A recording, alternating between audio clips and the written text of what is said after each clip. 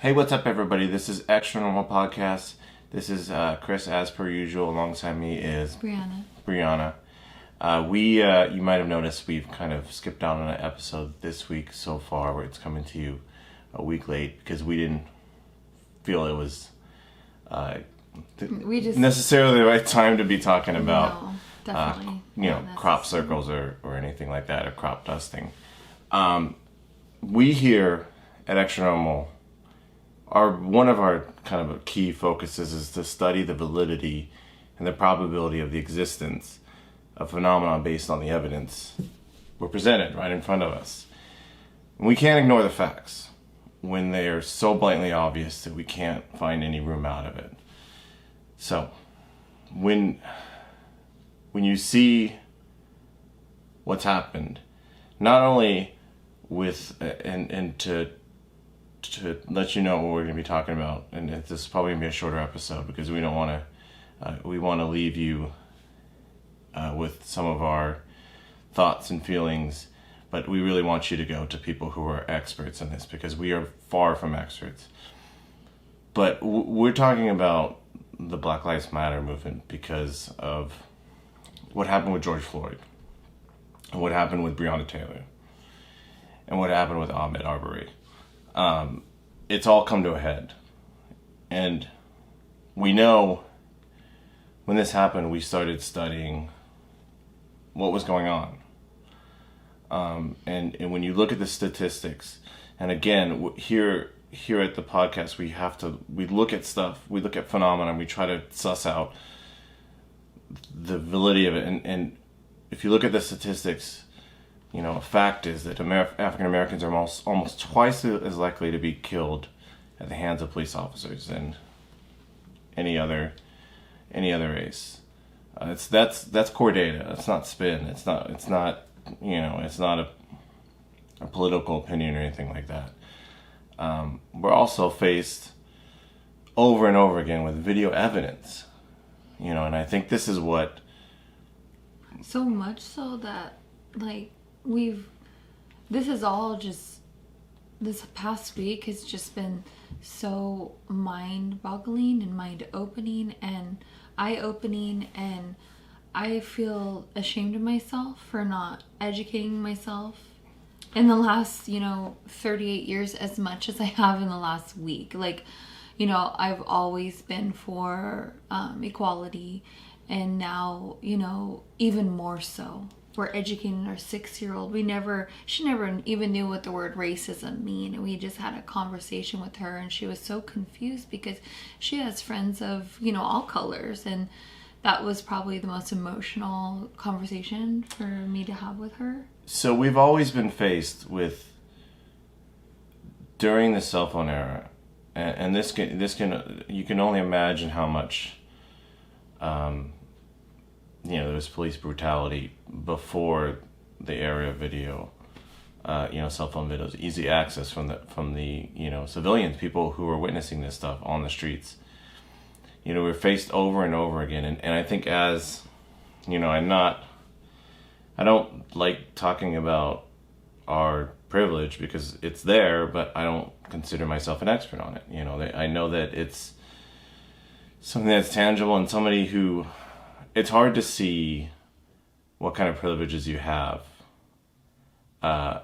when they're not in your face daily. There are things that we benefit from, but with our privilege, I think that we've always been able to remove ourselves. You look at a video of, it's just Eric Garner, all kinds of different cases of police brutality, and you're able to remove yourself. But I think the thing that sparked this movement that you see all over the world, you see protests, just for, I don't even know what number day this is, and there's still protests going strong. Because I think with George Floyd, it was a breaking point. It was in your face, and it was so obviously blatant, and it was so hard to watch. Like I said, it was in your face. And I think one of the reasons why it hit home for everybody is because there's no, I mean, people all the time will, like, who are, you know, who are kind of all lives matter folks, they will throw any kind of, if there's a swing in the arm of the victim, or if there's anything, they'll say, well, the police were doing da-da-da. In this one, George Floyd seems so defenseless, completely defenseless. I mean, at the utmost, and even so much so that in his dying minutes, because the video is, you know, I'm sure everybody knows about the video. I don't know who hasn't seen this point, but in his dying moments, he cried out for his mom, and this was a mother who had been deceased, and I'm sure there's people who will try to blame some, say that, I'm sure there's people who will say that he was out of his mind at that point, but the idea of someone crying out for their mother as a last ditch effort, you know, and there's a famous quote, and I'm going to butcher, and it's been in The Crow, so, you know, of course we're quoting from The Crow, but mother is God in the eyes of every child. Like, in that moment, he was just looking for anything, and looking for, and he was a religious man, but he was looking for mom as his savior. So, you know, getting back into some of the meat of it, you know, we're faced with instances, as we hear sirens outside, so fitting, of video after video after video after video of police using excessive force on unarmed, mainly black men. You know, are the videos that we see. We see that over and over again. And then, on the other hand, along the same track, we see not only armed white men, but mass murderers being taken in without a scratch. And it's just, that kind of picture is hard to get out of your head, you know? And we can, a lot of people will say, well, no, actually probably, I would assume a lot of people would point to George Floyd as an example of prosecution for some of these, as a lot of people like to deem bad apples. But those are not usually reliable. Prosecutions are tough for police officers. You know, look at Breonna Taylor. You know, she was shot in her home. And none of the cops have faced any kind of charges as of the recording on Sunday night. So hopefully they will. You know, it's, you know, it seems like to us that if you look at this, if you look at the statistics, and if you look at even getting to, you know, talking about how these officers will protect themselves, you know, I can think of two situations that you know, help them avoid prosecution in these blatant matters. You know, with George Floyd, the initial autopsy stated that there was a lot of extenuating circumstances, that it wasn't murder that caused George Floyd's death. But anybody who has two pairs of eyes and a clear head can see that it was asphyxiation. It doesn't.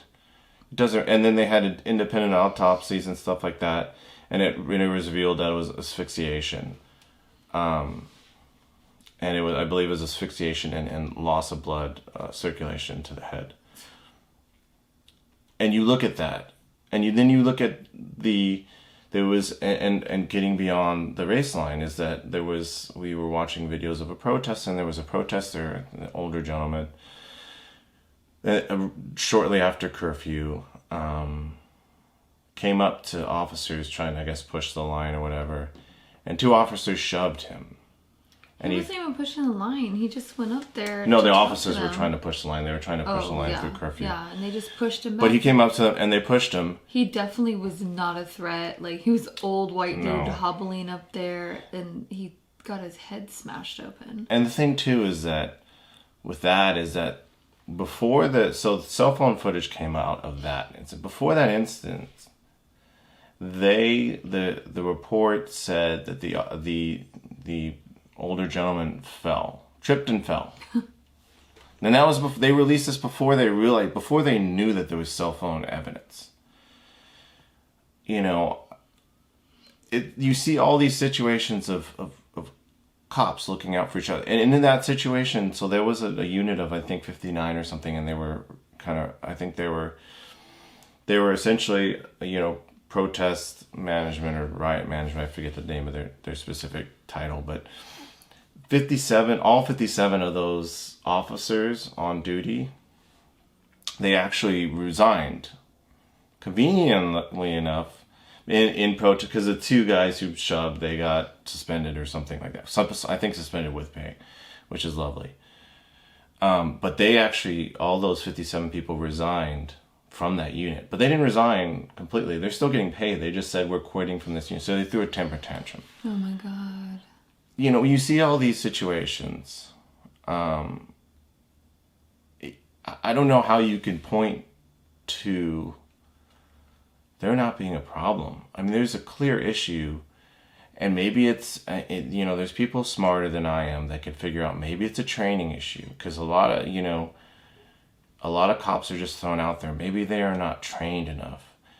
Maybe they are, because I don't know, and I'm not, again, I want to leave this to people who are smarter, who are bigger experts in this than me. I don't know how deep the racism is ingrained in the police force. I don't know. I know that there is there's some reports and there's some instances, and FBI warned of white supremacist groups infiltrating the police department, trying to get, officers into the police department, kind of ingrain themselves in there.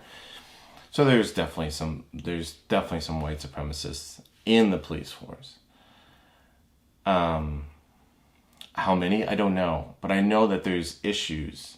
And there's some people who will argue that, I've seen all kinds of, because you see inevitably in this whole Black Lives Matter movement that is sprouted up, and it's been around for a while, but now it's blossoming full force.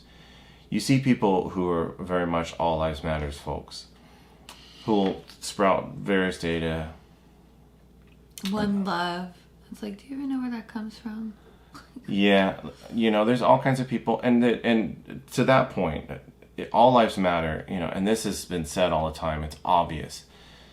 All lives do matter. The problem is that Black lives are in danger, and it's up to us, of all colors, of all races, to educate everybody on that, whether they want to hear it or not. We have to at least try. Well, if we're to believe that all lives matter, that all lives are, all the lives matter, I think encompasses the idea of a preciousness in life. And to say that all lives matter, and to truly believe that all lives matter, then everybody should be equal.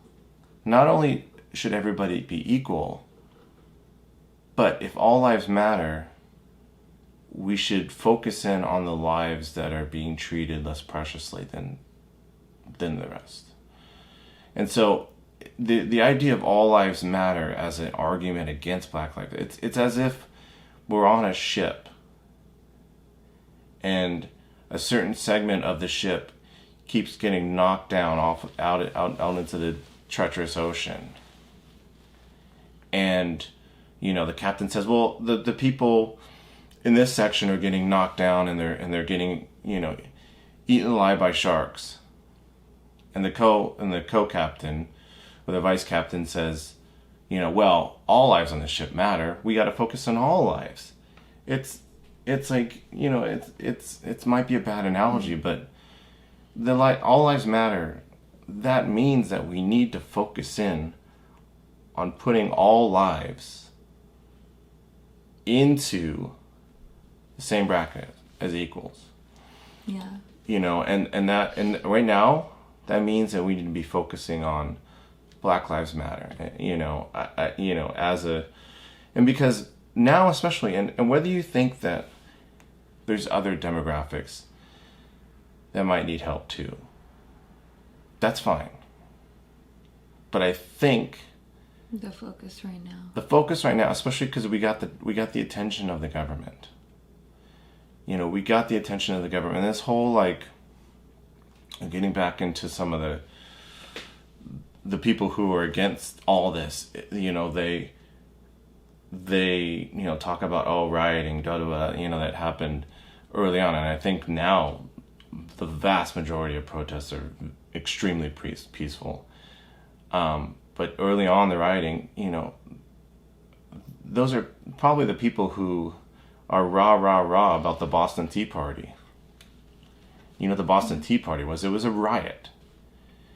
The early revolutionaries in America threw private companies funded by the British government, but the Royal Tea Company, they threw all their tea into the water. They destroyed property. That's how that's one of the movements that's hailed in our country, is the Boston Tea Party, and that was a riot. And there's I don't want to condone destruction of property, but it shouldn't take away from what is at hand and what the message was. Right. It's not about stealing from Target. It's about this movement. Yeah. And it's about being heard. And sometimes, unfortunately, especially with the Black Lives Matter movement, these white people, they don't want to hear. They're just like, do, all lives matter, no. And so it's almost like you have to shake people up a little bit to get your point across. There's been plenty of peaceful protests. There's been plenty of you look at Colin Kaepernick. No, Colin Kaepernick is now all of a sudden the shining example. I'm just saying though, I don't blame a little bit of destruction. Of course, people are pissed. They're hurt. It's the way that they're responding. It's like, gosh, if we lost our daughter, I would respond the exact same way. Like you just have to put yourself in the situation and 100%, And I can't get extremely upset about people looting at Target. Yeah. Especially since Target's made oodles of money in this whole quarantine phase. It's hard for me to get. And then you have, the people that are like, I actually had a little falling out with somebody over this movement. And, I'm not here to get angry at people. I'm not here to fight and project hate and all that. I'm not trying to be like that because I'm here for the movement, and the movement isn't about that. So, I'm trying to educate. I'm learning every day, and I'm trying to educate other people that are the same color as I am about it. And you also get the people, you get the all lives matter, but then the ones that are like, well, I've been assaulted by an African American before. And this is going to get a little bit deep and probably a little too much information. But for me, my analogy to that is, well, my father's Latino and he molested me.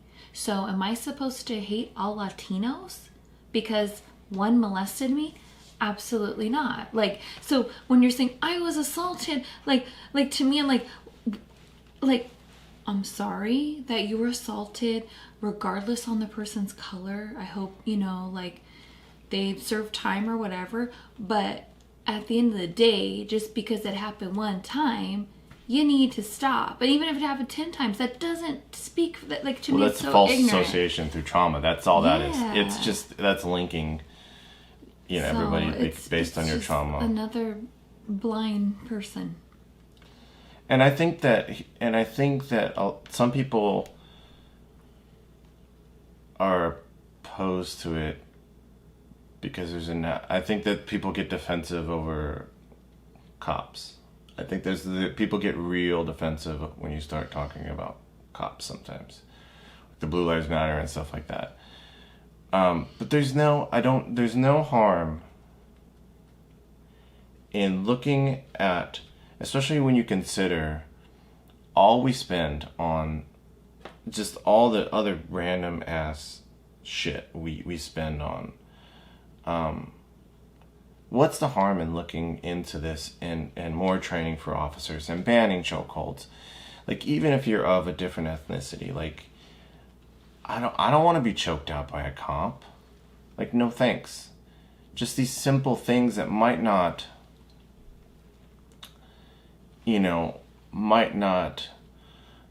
be, it might help everybody, but especially for young African Americans, especially men, again, that might help them survive, instances like this. And it might not. It might, who knows if this Chauvin prick would have choked him out anyway, even if chokeholds are banned.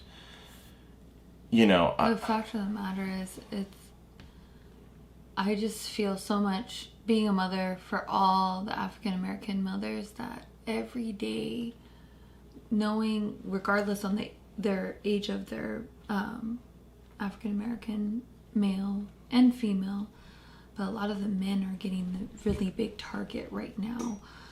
Like for me, like just feeling for those moms, not knowing if their son's gonna make another day, and it's just so wrong and on so many levels, and we can't stop. We have to push forward. And here's the thing too, is that this is gonna fade out a little bit. Like, this fire burns bright because it's been quite a few days since George Floyd's murder. And there's people still protesting. People protesting worldwide. I saw today, that, there was protesters in front of the U.S. Embassy in London. This is a movement, and I don't think people forget.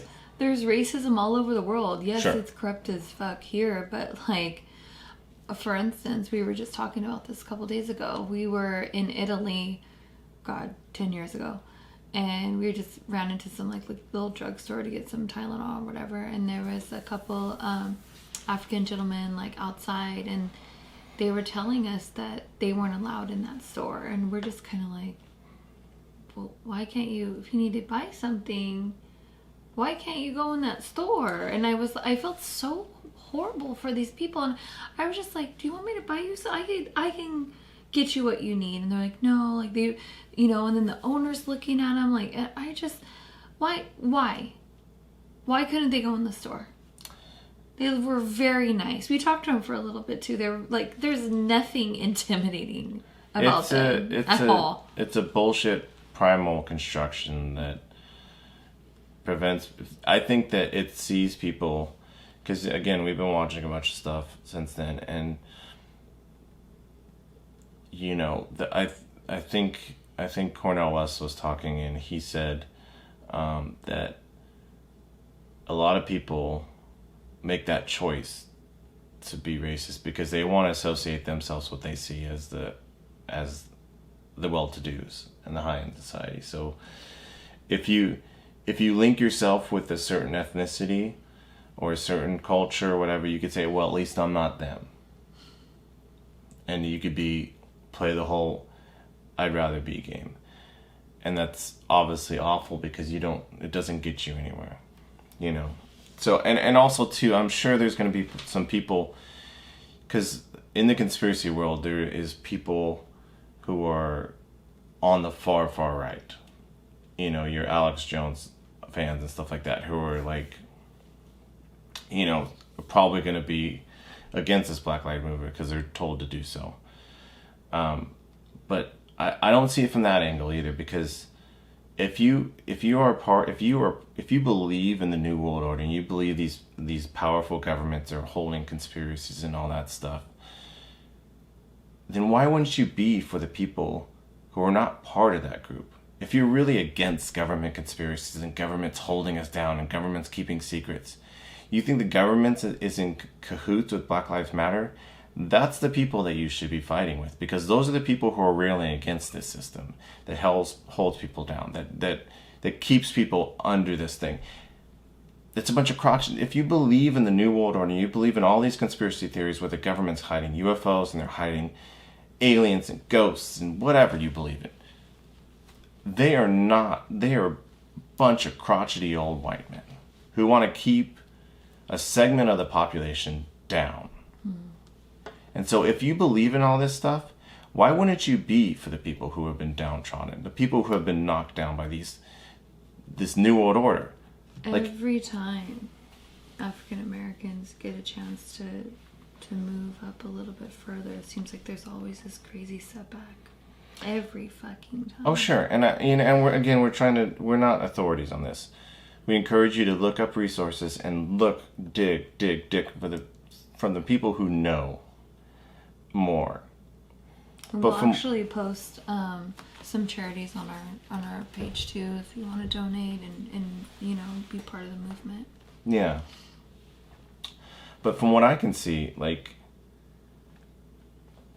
this is for all you conspiracy theorists out there who want to believe that there's this government that's holding people down. Let's start trying to build up the people who are the most held down.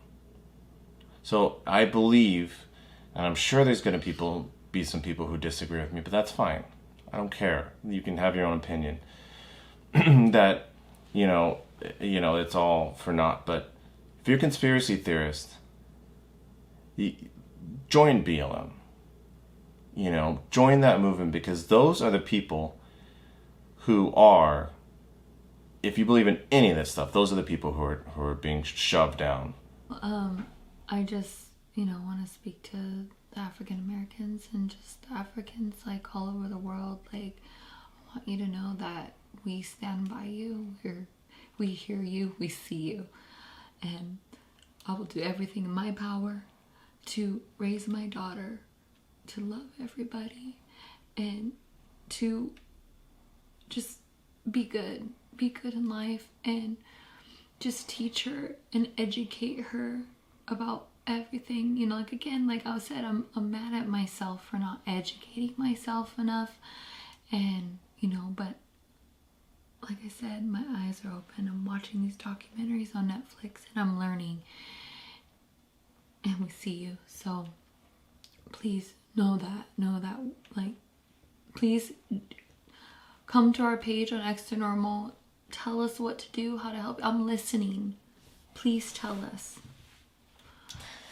Yeah, I think it's time first of all, to pull up our bootstraps and just change the system, because of it hasn't been working. And the idea of just everything being swept on the rug is just not, it's not working, because the key of it is the system's not going to change itself, clearly.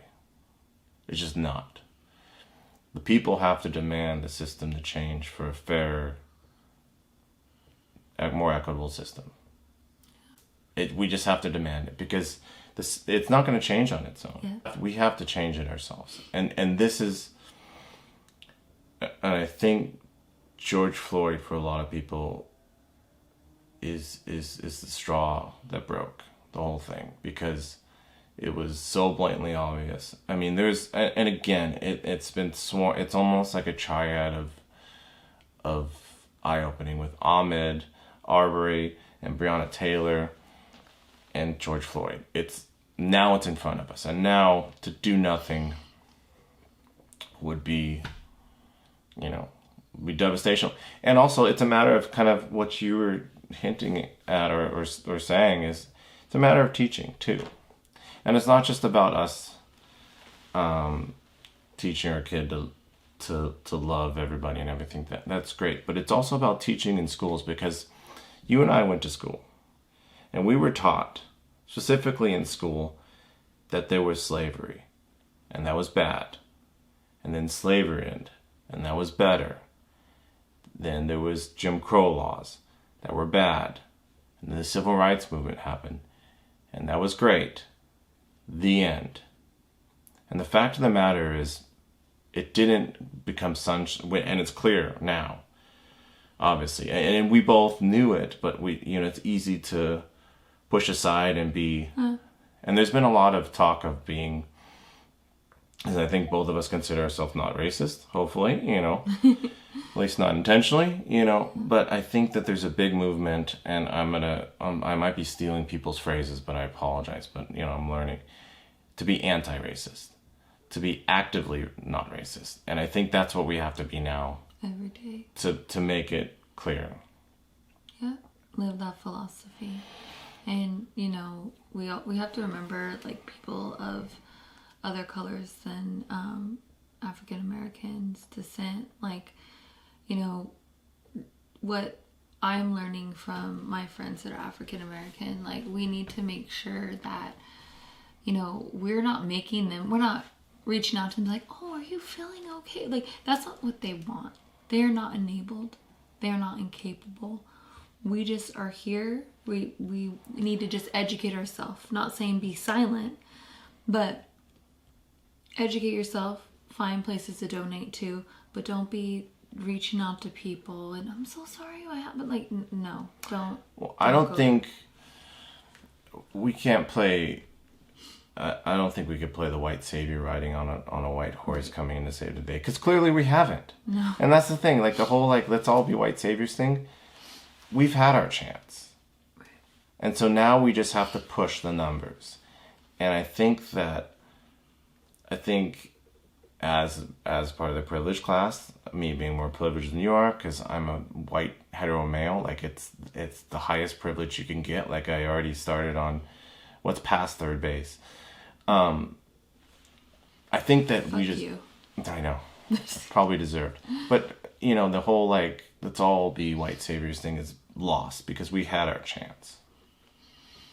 And so I think now it's just about supporting in numbers. It's about being anti-racist, pushing, fighting for agendas, voting, helping with voting. I mean, voting. And I know that a lot of conspiracy theorists think that it's futile and all that stuff. But the more active you are, the harder it's going to be for these pseudo-racist and completely racist politicians to take over, and these politicians who are only in it for the wealth and the power and all that stuff. You got to vote.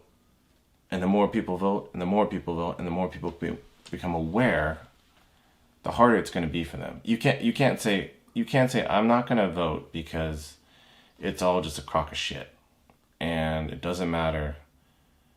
That's like saying, I'm not going to save any money because I can't save, $500 this month. Like you got to get out there and vote. You got to educate yourself. You got to start local, because that impacts your life. And I don't think we live in La Habra. I don't think the council members in the mayor of La Habra are part of the New World Order. I just don't. There's not enough people in this town for them to be part of the New World Order. Local. Press yourself up on local politicians. And in terms of presidents and stuff, I think I've hinted at how I feel about the current election. But vote for whoever you want. I think there's one who's gonna create some change that the other one isn't going to, for sure. Not perfection, but whatever. But local is where you can really impact yourself and start from that up, and then just try to affect the system. That's the only way. I mean, other than... And also, I just want to touch on something too. There are Republicans out there that are for the movement. We need to make sure that we don't just automatically judge Republicans and automatically think that they're not for the movement, because there are some that are. It's not about politics when it comes to this, okay? So it's about educating those people that maybe stereotypically would be Republican. Well, it's not even... I think it's the far... Mitt Romney was actually maybe one of the biggest Republican figureheads out there today. Nice. Marching movements with a bunch of actually Christian leaders and stuff. Yeah. So I don't think it's... But some people have made it about that. People will politicize it, and that's part of the way that... Let me be clear. I'm definitely not for Trump. So just stop following us now if you... Well, you know, and I think that in terms of like conservative versus liberal and stuff like that, I think that... I just want to stop the fighting. Yeah, I think that politicians now know how to weaponize movements and make it a political thing. They know how to politicize. Like Colin Kaepernick was politicized. He was kneeling at a sporting event where they played the national anthem. The national anthem is played all the time. I'm pretty sure I farted once or a while during the national anthem. Does that make me un-American? Depends on how bad the fart was.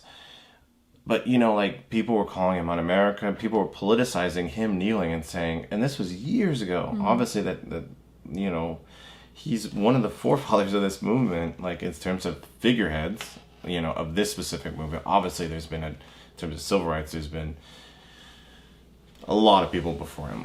That's clear and obvious. But, like, in terms of this public new movement, he was out there, and people politicized it. People tried to make people choose sides, tried to make it about, do you love America or not? Are you part of this? You know, is this, it was politicized. It doesn't need to be politicized. Saying that Black Lives Matter and that we have a systemic issue with policing, you don't even have to, you know, if it makes you sleep better at night, you could always say that, you know, that there's a systemic problem with police brutality and police training and the judicial system that affects, this statistically shows that it affects people of color more than you know, white people. Absolutely. And that's, so why don't we look into this? You know, and people have already looked into it. I'm saying that like, oh, nobody's ever, but why don't we do something to fix it? Yeah. Try something. Because, and even if it only results in a couple lives being saved, it's fine. George Floyd could be here now. Yeah. You know, if people didn't politicize Colin Kaepernick's kneeling, George Floyd could be here now. Could. And I'm not saying that it was, I'm not saying that it would have been guaranteed or anything. But any movements we make towards limiting the systemic effects of racism and police brutality in the African American community is a good thing. It's a good thing. It doesn't have to be politicized. No, definitely not. And I mean, there's so many things why George Floyd, I mean, everybody did, but I think with just hitting home with how he's calling for his mom, it just made me think, like, at that breaking point, was his mom coming to him? You know, was he calling to his mom because he was seeing her as he was passing on? And then, you know, like, at least in a sense, like, that's a beautiful thing, like, they're together now, but then you think of who was left behind, his 4-year-old daughter, and for the rest of her life, she's gonna be like, my dad was killed by police officers, people that are supposed to protect us. Yeah, and I don't think that most people think, I think most people think that George Floyd was murdered. I don't know a lot of people who don't think that he was murdered. I think the problem is how far people are willing to go with it. Is how far people are willing to examine it and say, was this, there's always, you know, with All Lives Matters folks who use that as a ploy to try to deflect and try to minimize the Black Lives Matter movement. I think there's, you know, the bad apple argument. It was just a bad apple. Okay, well, how many bad apples are there in the police force? You know, and it's not. Well, it's like you know, like people will say in high school with like the white kids that be shooting at people. Oh, well, they were bullied, so that makes it okay. No, it doesn't make it okay. No. So, you know, but I'm saying, like, you know, in a sense, they make it seem like that's more okay than an African American man being killed. They don't see that as. I think we fetishize mass murders, white mass murders, and we try to look at the reasoning and stuff like that. But yeah, we tend to do that. We almost romanticize, and we show their picture over and over again. You know, and Chauvin's this officer who murdered George Floyd. He's been all over those. His face has been this smug ass look when he was. Fun fact about him that I just found out. Did you know that his brother-in-law was one of the police officers that was there watching him murder George Floyd? And that's the thing. Brother-in-law. So what's the name of the officer that did it? Chauvin. I forget his first name. Was married to I think he's Asian. The other cop, his okay. wife. The one who was prominently on the video. As soon as this all came out, his wife divorced his ass. I was like, good for you. Yeah, I mean, yeah. It's clear that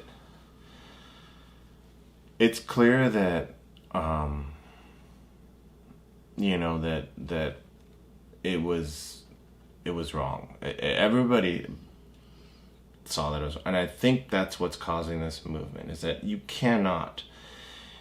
People will constantly go to their sides and try to find, well, this extenuating circumstance, and this they shouldn't have done this, and the officer did that. You know, people will go to their sides, but you can't. When you look at that for 8 minutes and 46 seconds, or I believe that's how long it was. I know it was at least 8 minutes, but you can't find a reason. You just can't. Like, there's no, you know, it just doesn't make any sense, especially when the people are pleading for him to get his head off his neck. You know. Well, just by him saying, "I can't breathe," he knew what he was doing. They knew what they're doing, and I'm sure that there's going to be some people who say, you know, oh, it was, you know, they're playing possum. But I just don't. Especially, there's no reason. He wasn't putting up a fight. No, I don't think there's. I'm saying no, I'm just saying. But if you want to take him in for the counterfeit, put him in the back of the fucking car. Like, what are you doing? Why are you torturing the poor man? Whether, you know, he died or not. Like, why are you doing that? It doesn't make any sense. Yeah. Especially when you have. So I just think that's 3 other officers. Just being a fucking racist. That's just him having fun. You know, knowing that he can do that. Yeah, there's clearly he was at least racist enough not to give a fuck. At the very least, you know, he was racist enough to just not even, to just cast them aside as just a thing, and not another human gasping for breath, asking for life, you know, shouting out to his mama. It's heartbreaking, and you know, now it's in front of us, and now people will, you know, and to some degree everybody will move on a little bit from this. Like, it's heartbreaking, but it will fade a little bit, but the important thing is to keep it burning to the point where we can get some reforms, we can get some action done, because, you know, I think that the people who are part of this movement, like Black Lives Matters and all those movements that are associated with it, I don't think anybody's having a good old laugh protesting. Like, it's a means to an end. So the more progress we make, the more we can avoid having this, and I don't know, having all these protests and all this unrest and all this stuff. So, well, I don't know if you have anything more to add. I think it's just traumatizing, devastating. You know, like I was telling you guys earlier, I had this conversation with our 6-year-old, and conversations like that I never had. I never dreamed of having to have that with my daughter, but it was so important, and I just want everybody sit their children down, educate them. You know, I told my daughter, we're very, you know, she's the only child. She's very smart beyond her years because of just speaking to adults all the time. And so I told her everything that happened. I told her, you know, how George Floyd died. And it was very hard to tell her, but that's the only way we were going to get through, unfortunately, because I wanted to be the one to say it instead of her seeing it for herself on the street. Be like, Mommy, why didn't you ever tell me this was going on? Like, she needs to know now. She needs to know. Also because this movement, as much as we're talking about it, and people, all kinds of crotchety old people are talking, we're not crotchety old point, but we're... Not yet.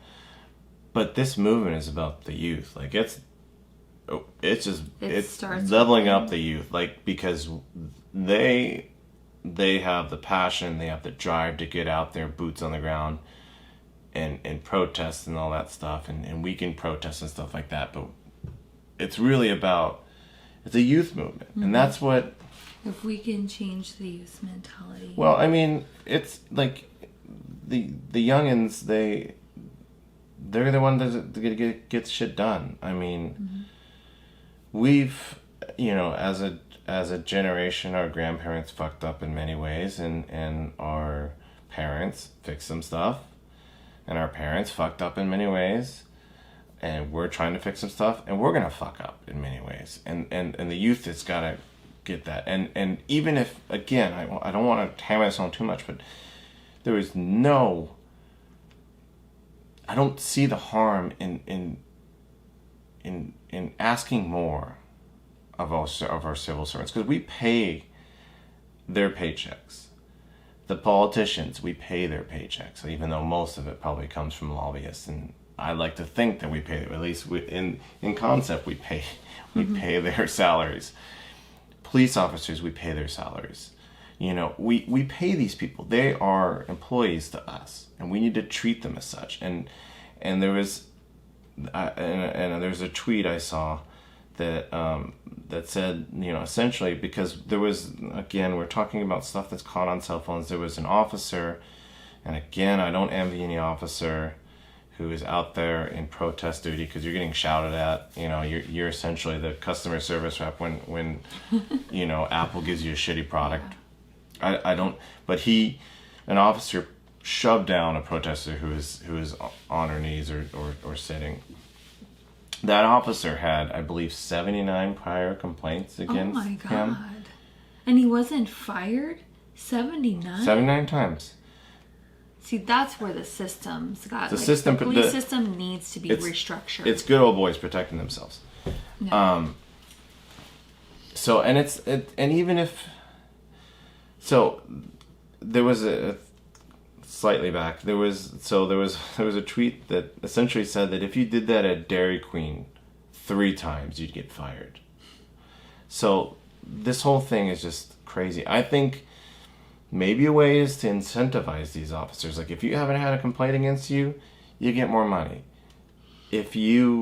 I saw one idea that seems good, and again, I want to leave it to the experts, the people who are smarter than me. We're just a couple dumbbells, but Speak for yourself. Oh, well, I'm a dumbbell. Sorry. That, you know, you could, from all the, because every time this shit happens, it's like a broken fucking bicycle, because what happens is a cop goes too far, and they get scared or whatever it is because of their biases or whatever it is, and they end up murdering someone or hurting someone who is innocent, unarmed, all that stuff. They go to court. They get acquittals because it's very hard to convict a police officer. Then they're sued civilly by the family usually. And the family, because if you look at the evidence, there's a preponderance of evidence, so they're like, well, look what you did. So they usually, the government has to pay out. And these officers aren't on the hook for it, but it's usually the cities that are, because they're the ones who have the wallet. So the city of LA or whatever it is, they have to pay out this civil suit. That just goes towards the budget.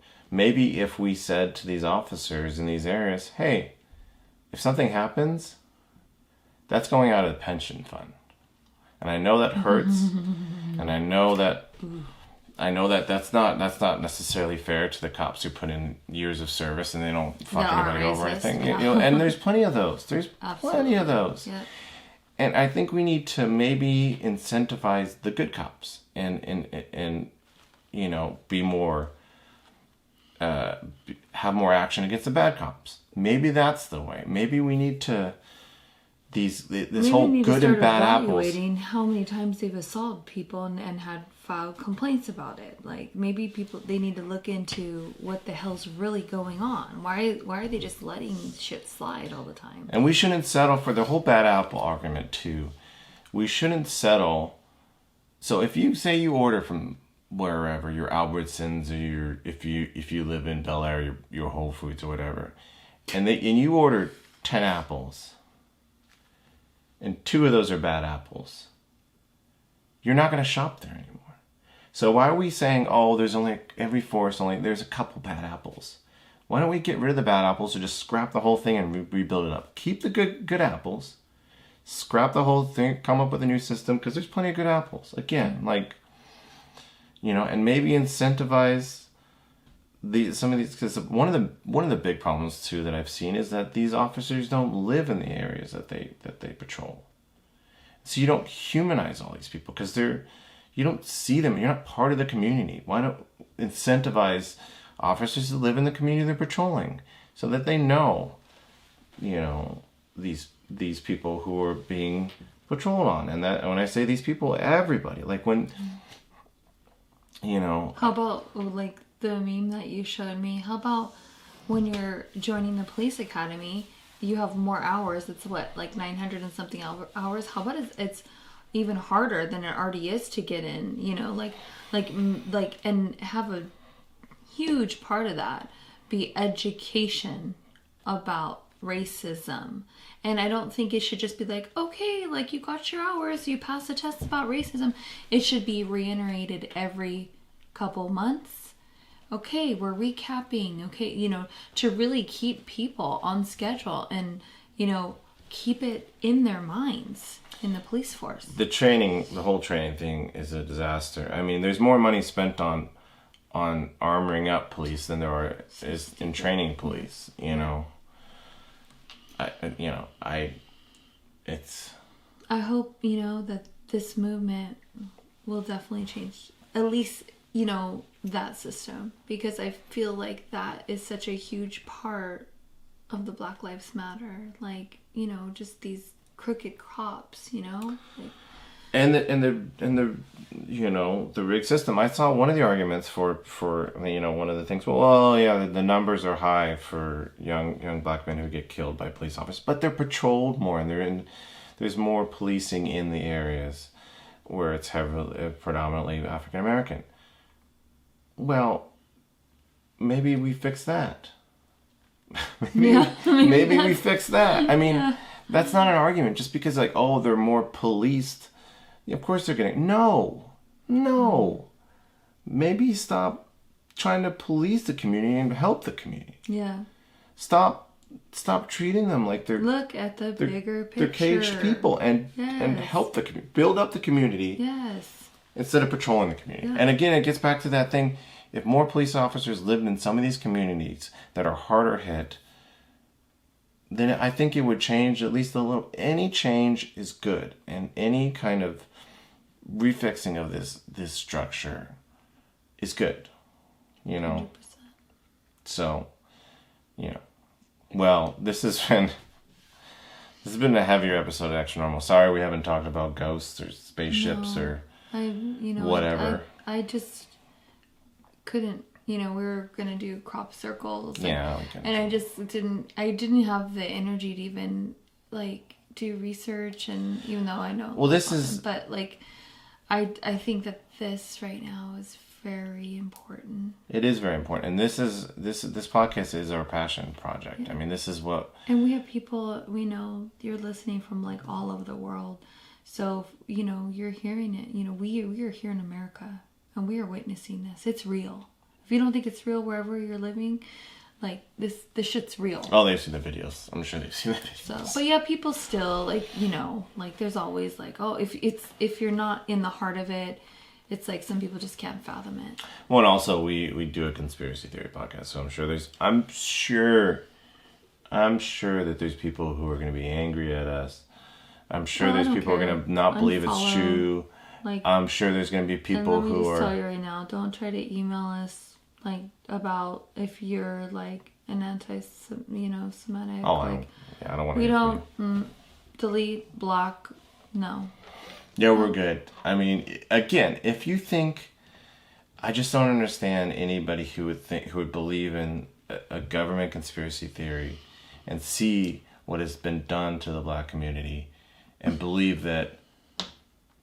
that's the issues within the black community, like in terms of policing and all that stuff. I don't see it. Like, if you think that there's a government conspiracy and that let's fight for the people who've been held down by these people who go to the Owl Festival, whatever we talked about a few hours ago. Oh yeah. But anyways, this has been an episode of ExtraNormal Podcast. My name is Chris. We're going to be posting some resources, some people who know a lot more than we do about this at ExtraNormal Podcast on Instagram, ExtraNormal P on Twitter. We'll be shooting out some stuff. And if anybody's listening, you know, anybody of color that have anything to say, if you want to go live with us, that would be amazing. Yeah, teach, because we are, again, we don't know. I don't. Every day, and I would love that. Yeah, and you can email us, extranormalpodcast@gmail.com, if you have any thoughts that are non-racist. Hit us up. Let us know if you have any ideas, because I'm interested. I don't know if we'll be exposing it on the episode, but if you have any experiences, we'll definitely expose that on the episode. But in terms of solutions, I'll leave that up to the smarter people. But yeah, definitely hit us up if you have any experiences or you have any insight on this. And thank you for listening. And always be friends of the Black Lives Movement. And don't be part of the problem, be part of the solution.